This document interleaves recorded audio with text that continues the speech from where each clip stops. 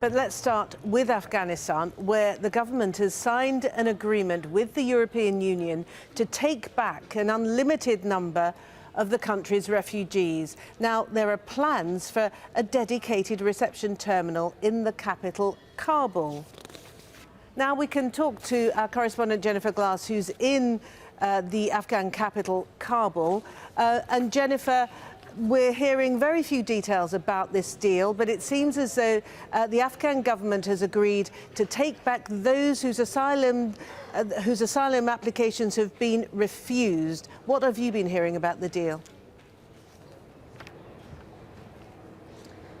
That's right. Now, this deal was signed here in Sunday by the Deputy Minister of Refugees and the Deputy Head of the European Union Commission here. And now there are high-level meetings being held in Brussels at the Brussels conference. And it will then go on to a high-level commission later this month where they'll decide how to implement it. Afghan officials here say that they felt pressured to sign the agreement ahead of the Brussels conference where they're expected to get billions of dollars in aid. EU officials here say there was no linkage between the aid and this agreement, but they do confirm, Afghan officials here do confirm that the agreement would allow the return of charter flights to Afghanistan, up to 50 asylum seekers on each flight in an unlimited amount of flights. That is a new change here. The European Union will also agree to help failed asylum seekers, Afghans being returned to Afghanistan, that the European Union will help pay for their integration and help pave their reintegration into Afghanistan. But of course, Afghanistan is still a very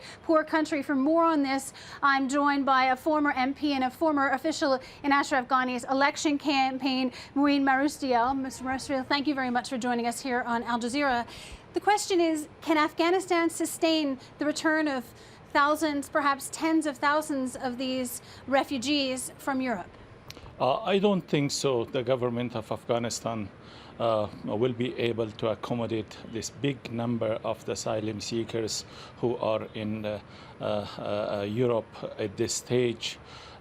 Because we are under the pressure of the refugees from Pakistan. We are receiving at least 20,000 refugees from Pakistan every day. And it will be a big pressure on the government economically, financially, and politically and security-wise for the government of Afghanistan, unless the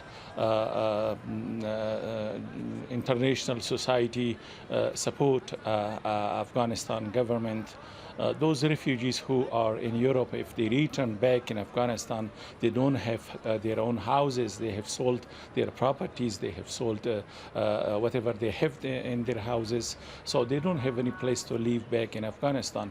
Most of them who are asylum seekers in Europe, they are from the cities of Afghanistan. They are not from outside the cities if they can stay in refugee camps.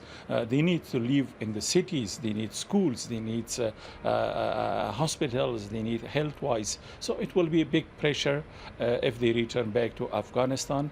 And I hope international society should support the government of Afghanistan in this case. Are you surprised they signed this agreement?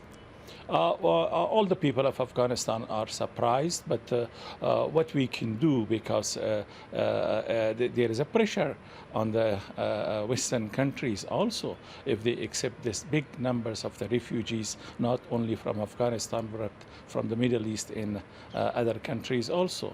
But if the government signed this one, I hope the government should work very hard and to accommodate them in their cities where they were living in the past. Moein Marastial, thank you very much for joining us. And so there you hearing the kind of pressures that the return of thousands of refugees might bring to Afghanistan. Of course, this agreement signed by the Deputy Minister of Refugees as well as the Deputy Head of the EU delegation does allow for provisions for help from the European Union, but it could mean the return of many thousands of refugees in the coming months. Martine? Okay, Jennifer, thank you for that. Jennifer Glasse, live from Kabul.